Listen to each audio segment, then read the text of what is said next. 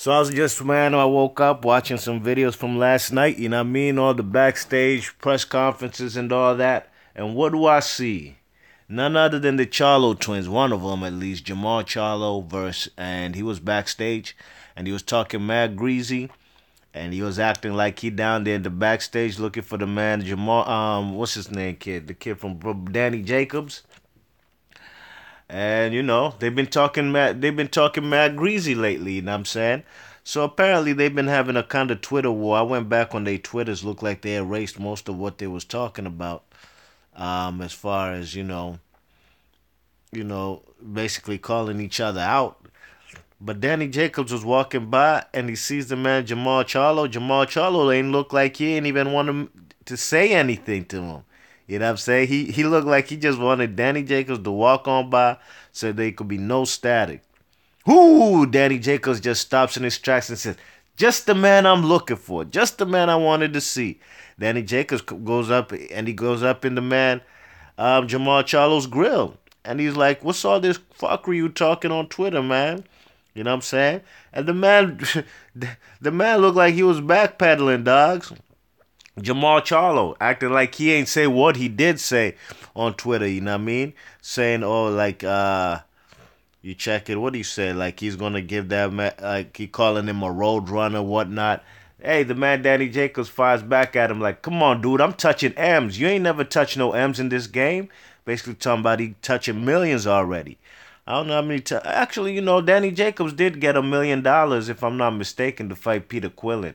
You check it. And he definitely got a couple million fighting the man Triple G. So good for him, man. Get that guap, you know what I mean? Maybe Jermall Charlo might reach your level, you know? But this is what I got, man. You see the problem I got with them Charlo twins, like I said in previous videos, but now it's becoming a trend. These guys act like it's them against the world.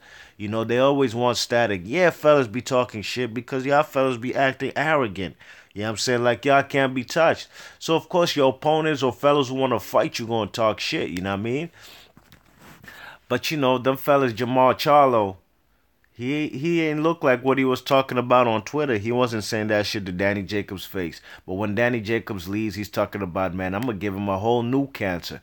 Like, them type of things. You can't say stuff like that about the man because Danny Jacobs was facing going through life-threatening adversities, you know what I mean? With the kind of tumor wrapped around his spine, you know what I mean? That's something, it's even remarkable that the man Danny Jacobs is back in the biz fighting, you know what I mean? So listen to this other nut ass shit the man Jermall Charlo talking about. Oh, I don't even want to fight my guy Hugo Centennial Jr., man. I could fight dude next. I could fight Danny Jacobs next. Well, he's saying that knowing damn well the man Danny Jacobs got a fight coming up in April versus somebody I don't even know. Somebody that I don't care to see him fight, to be honest. You know what I'm saying? But he knows that he has a fight coming up. So what's all this stuff about let's fight right now? Like, I don't want to fight Centennial Jr. I'll fight you, Like, come on, man.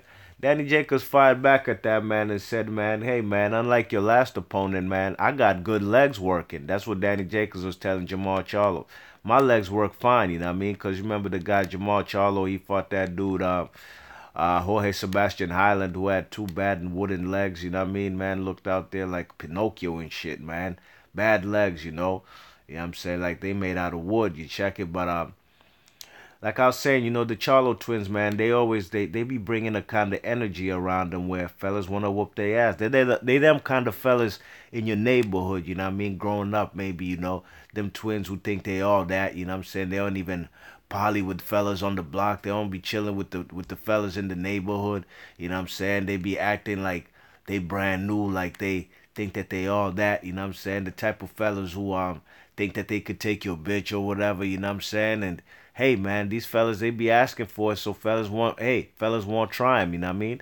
So, in my opinion, the way he's talking about Danny Jacobs, I think is disrespectful, man. But it's crazy. It's funny how last year when Jermall Charlo moved up in the division, everybody was talking about, nah, I don't want to see Danny Jacobs versus Jermall Charlo. I don't want to see two brothers fight each other. I want to see Jermall Charlo fight Triple G because he's going to be the mandatory whatever. Yeah, that's cool and fine, whatever, you know what I'm saying? But hey, look like the Triple G and them, they faking on Jermall Charlo. I've been wanting to see Danny Jacobs versus Jermall Charlo since he moved to the division. I don't care if they brothers, so what, man? You think this the first time I seen two brothers fight? Man, I seen two best friends fight before when Simon Brown and Maurice Blocker back in the G, you know what I'm saying, for a belt. So, and that was even for a lineal belt. So, at 147. So, I don't care if two brothers as two black dudes. I don't care about none of that, dogs. I've seen Japanese versus Japanese, UK versus UK, blacks or whites. I've seen. Look at this fight, but that fight right there between them fellas, them the Chamberlain kid and them two young cruiserweights that fought a couple weeks ago. That was in a good look on as far as Eddie Hearn matchmaking. Let these guys at least get to 20-0. Try to build them up. You know what I mean? Because you fight them at 8-0 and 9-0. One of them takes a loss, then that means they're gonna be they're gonna have to start the process again. Go back to the back of the queue. What's good, Del Boy? I see you in the chat. What's happening, man? Del Boy Boxing News in the chat says Jacobs versus Charlo at the Barclays Center at MSG makes sense. Great fight, no question. Del Boy. I've been wanting to see that fight, you know what I mean? Because Danny Jacobs, in my opinion, to me, he's probably the best middleweight on the planet, you know? Triple G might still have that claim because he got the belts, but I did have Danny Jacobs winning that fight. And, the Charlo brothers, they be seeming a little immature sometimes, you know what I mean? Because, the man is there in Brooklyn. You acting like you want static, man. The man, Danny Jacobs from BK Brownsville, man. Fellas ain't trying to fight there for free. But you never know. You come into a man's backyard and bringing static. You wasn't even on the card. You know what I'm saying? Hey, fellas might run your ass back down to Texas. You know what I mean? You see me, I'm a geographical dude, you heard? If it's fellas from my area, I'm rooting for 'em. Fellas from the neighboring cities around me, East Coast, whatever, I'm rooting for them, you know what I'm saying? So obviously when a guy like Danny Jacobs and Jermall Charlo face, man, it's going to be like a North versus South thing, you know what I mean? And I'm an up north from long time, so I'm going to be rooting for Danny Jacobs, but I'd love to see the fight. Man, Danny Jacobs is a big boy, man. A man who's been in his whole career at 160, dogs. That fella's damn near was definitely damn near was over light heavyweight status when he fought Triple G. The man could even campaign at 168. The guy Jermall Charlo is just coming from 154. He ain't really beat that many good names. He beat guys who are a little over the hill, of course, like Kanan Bondridge, Austin Trout, and look what Jared Hurd did to Austin Trout. And you can't tell me that Austin Trout got softened up for Jared Hurd by Jermall Charlo. Get the F up out of here with that, because I even had Austin Trout winning that fight, you know what I mean? I got nothing against the Charlo brothers. That fella's crack. And like I said in the previous video, man, looks like the kid Jermall Charlo, WBC champ, likes to call everybody who's been campaigning at 147 or fellas who just getting up in the 154, fellas like Kell Brook and Saddam Ali. Why you ain't trying to challenge Lara? He said he'd like to fight Hurd, you know what I mean? But Hurd obviously got a fight coming up with Lara, you know what I'm saying? But Jermall Charlo was getting outboxed by a guy like John Jackson. So him versus Kell Brook is not a foregone conclusion that Kell Brook is going to get washed. No, I actually even think Kell Brook is a very good boxer, and he could probably even beat Jermall Charlo. But we'll see. Let him campaign more than 154. But, these Charlo brothers, man, they be acting like bad, like they can't be touched, you know what I'm saying? And, hey, y'all fellas ain't meet the right one yet, you know what I'm saying? And Danny Jacobs just might be that guy. Both guys can crack, and you can't come here and tell me that Charlo hits harder than Danny Jacobs at 160. That's what you're not going to do. That's what you're not going to do on this channel. Danny Jacobs is the second best puncher, if not the best at middleweight, you know what I mean? And I'm not even a big Danny Jacobs fan. I used to fake on Danny Jacobs from a long time after what the man Pirov did to him, you know what I'm saying? I seen the guy struggle a little bit with Sergio Mora in the first fight, getting dropped by a light-fisted feather puncher, you know what I mean? I did pick him to beat Kid Chocolate. A lot of people pick Kid Chocolate, you know what I'm saying? Triple G versus Jacobs, I did pick Triple G to win, but sure was I wrong, man. I thought Danny Jacobs pulled it out, So Danny Jacobs, man, his two fights that are gonna be after that Triple G fight, man, they've been a little bit anticlimactic.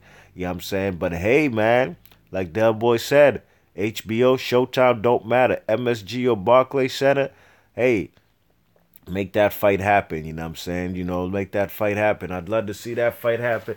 And I hope the hometown guy from NYC would definitely take the W. Now, I mean, it's not.